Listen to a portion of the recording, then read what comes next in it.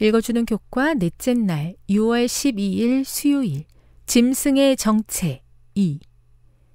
하나님의 백성은 짐승을 숭배하기보다 하나님을 경배하는 데서 가장 큰 기쁨과 최고의 즐거움을 발견한다. 그들의 순종은 사랑의 마음에서 우러나온다. 그들은 그분이 그들을 위해 얼마나 신실하셨는지를 알기 때문에 하나님께 충성한다. 요한계시록 13장 5절을 읽고 짐승의 신원을 확인할 수 있는 특징을 적어보라. 하나님께서 우리에게 이 예언의 시간을 이해하는 열쇠를 주셨다는 것을 기억하라. 예언의 하루는 실제의 1년과 같다. 요한계시록 13장 5절에 기록된 42개월의 기간을 한 달이 30일인 히브리 달력을 사용하여 계산하면 예언상 1260일, 실제 1260년이 된다. 교황권은 서기 538년부터 1798년까지 큰 영향력을 행사했다.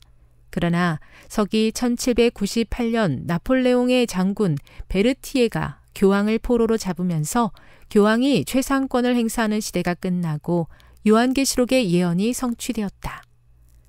사로잡힐 자는 사로잡혀 갈 것이요. 계시록 13장 10절. 교황권에 대한 타격은 매우 심각했지만 치명적이지는 않았다.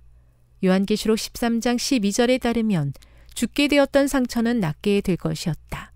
교황의 영향력은 다시 전 세계에 미칠 것이었다. 오늘날 세계 지도자들은 로마 교회의 대리자로서 교황을 환영하고 바티칸을 정기적으로 방문한다. 전례 없이 불안정한 세계의 정세는 로마 교황이 사람들을 하나로 묶을 수 있는 세계적으로 존경받는 도덕적 지도자가 되도록 상황을 조성한다. 교황 베네딕토 16세는 2012년 6월 6일 로마 성 베드로 광장에 모인 15,000여 명의 군중을 대상으로 한 연설에서 말했다. 일요일은 주님의 날이자 남녀 인류의 날로 모든 사람이 자유를 누리고 가족을 위해서 또 하나님을 위해 자유로워야 하는 날입니다. 일요일을 성수함으로 우리는 인간의 자유를 수호합니다.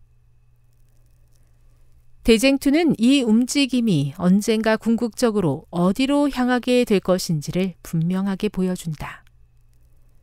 성경상 안식일을 존중하는 사람들은 법률과 질서를 문란케 하고 사회의 도덕적 재질을 깨뜨리고 무정부 상태와 타락을 초래하고 지상에 하나님의 심판을 불러들이는 자들로 비난을 받게 될 것이다. 그들은 정부에 대하여 불평하는 자들로 고발당할 것이다. 하나님의 율법을 준수할 의무를 부인하는 목사들은 강단에서 국가의 권위에 복종해야 할 의무를 하나님께서 정하셨다고 주장할 것이다. 의회와 법정에서 계명을 지키는 사람들은 거짓 증언으로 정죄에 당할 것이다. 각시대 대쟁투 591. 교훈입니다. 예언대로 교황권의 통치는 1798년에 마무리되었지만 죽게 되었던 상처는 낫게 되고 그 영향력은 다시 전 세계에 미치며 짐승의 표를 강요할 것이다. 묵상. 지금은 이런 짐승의 활동을 상세하게 다 보지 못하지만 지난 코비드19의 경험을 생각해 보십시오. 세상이 얼마나 빨리 변할 수 있겠습니까? 적용. 이런 변화는 마지막 때 사건들이 얼마나 빨리 닥칠 수 있는지에 대해 말해줍니다. 나는 이런 일을 막연한 미래의 일로만 생각하고 있지 않습니까?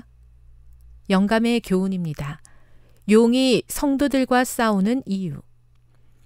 대쟁투는 하나님의 계명과 짐승의 요구 사이에 존재한다. 용이 성도들을 상대로 싸우는 것은 그들이 십계명 전체를 지키고 있기 때문이다. 만일 성도들이 표준을 낮추고 그들의 믿음의 특성을 양보할 것 같으면 용은 잠잠할 것이다. 그러나 그들이 용감하게 표준을 높이고 법안권의 제도를 존중하고 있는 개신교를 대항하여 그들의 깃발을 펄럭여야 하기 때문에 그들은 용의 분노를 자극할 것이다. 교회 증언 1권 223. 역사가 하나님의 말씀을 따라 이루어지며 정한 때가 있음을 알게 하셔서 감사합니다. 우리는 여전히 죄와 싸우며 어려운 가운데 있지만 하나님께서 이 모든 일을 주관하실 것을 믿습니다. 주님의 뜻을 따라가도록 우리 삶을 인도하옵소서.